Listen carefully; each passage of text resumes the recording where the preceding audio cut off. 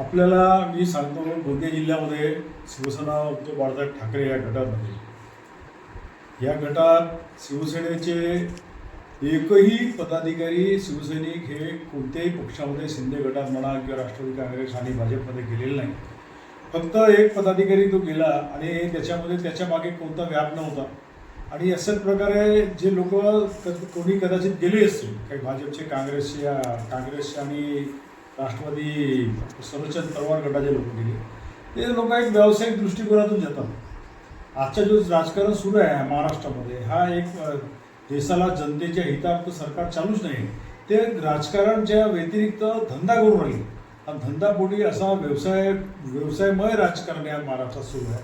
त्यामुळे ते लोक आपल्या पोटापाणीसाठी आणि व्यवसाय करण्यासाठी ते लोक त्या ठिकाणी जातात.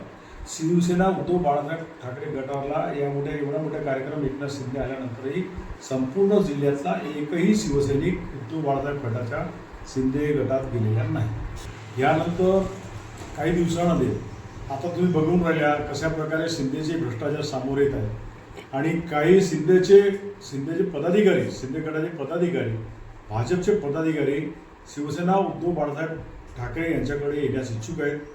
गेल्या 1-2 महिन्यामध्ये आपल्या इकडे जेव्हा निवडणुका लागतील नगरपंचायतीच्या, नगर परिषदेच्या, त्यावेळेस आपल्याला कळेल का कशा प्रकारे अजून लोक गौविस्फोट या ठिकाणी आम्ही पण करणार आहोत. या जिल्ह्यामध्ये शिंदे गटाचे, राष्ट्रवादी काँग्रेस, अजित गटाचे आणि भारतीय जनता पक्षाचे काही लोक या ठिकाणी शिवसेना उद्धव बाळासाहेब ठाकरे गटात प्रवेश करणार आहेत.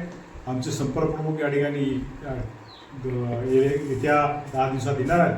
शिवजयंती निमित्त 17 तारखेला जे आयोजित कार्यक्रम आहेत त्यामध्ये हे घटना घडेल.